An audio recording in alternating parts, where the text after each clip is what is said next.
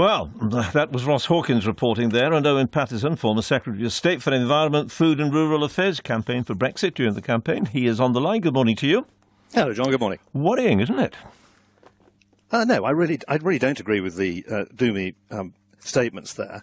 All goods, imported and exported, have to conform to the standards of the country to which they are being exported to.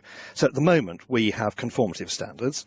And the government's made it very clear that they would like reciprocal free trade and frictionless trade. So while we recognise those standards are the same, I really don't see there's a problem. And when you look at these inspections, and the World Bank did a report, they said actually only about 2% of world goods are actually inspected at ports. There's a much more long-standing recognition, and all our big multiples will have long-standing recognition of the quality of their suppliers, both at the UK and abroad.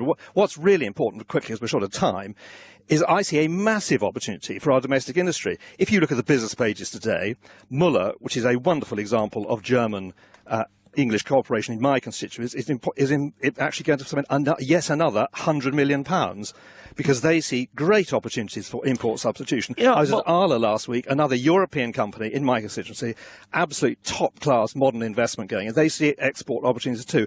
And the other thing you haven't mentioned, if we leave the customs union, we do not have to impose tariffs on food. We're not talking about tariffs on food, are we? We're talking here about inspections and what they're asking. Why can we not have the sort of assurances we need from the government? Why can't the government do that? And the answer to that is because the government doesn't have a clue what is going to happen after we leave the European Union.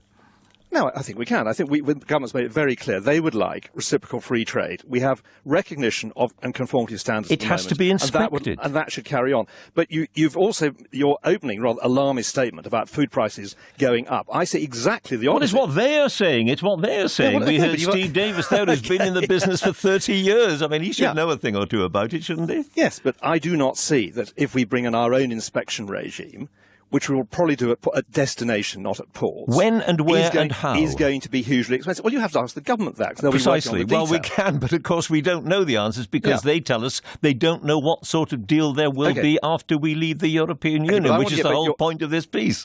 But hang on, your very alarmist opening statement was that food prices will go up. And I really want to knock that on the head, because if we leave the customs union... It's what they are saying. It's not my statement. With great respect, it isn't my statement. You've not addressed the question of tariffs. If we take off tariffs off food, we can give every single family in the country a £300 plus annual bonus. That's about 8 billion hit upwards for the UK economy. And we can do great things in places like Africa, which earns less from coffee than somewhere like Germany, which doesn't grow it. But the stuff has to be inspected, and at the moment it's going to be terribly difficult because the volumes of trade at Dover will not be able to be dealt with if the goods have to be held up for inspection. I mean, that is a fact, and that is what Philip Hammond himself, the Chancellor of the Exchequer, has said.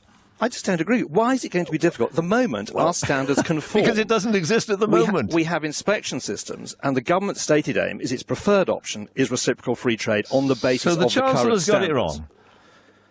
No, he's part of the government, and they made it very clear what they would like. If we have to move to a UK regime... we don't know what it is that they would like. Yeah, if we have to move to a UK regime, it's perfectly obvious we would have to create our own inspection system, because all imports, whether it's the United States or Europe, have to conform to our standards imposed by our inspectors. But that does not mean stopping everything at the ports. Most of this stuff, as I said, is done at destination point of shipment. All right, but look, we have heard a very senior port official. We have heard a meat trader who's been in the business for 30 years. We've heard the chief executive of Sainsbury's, all saying prices could go up.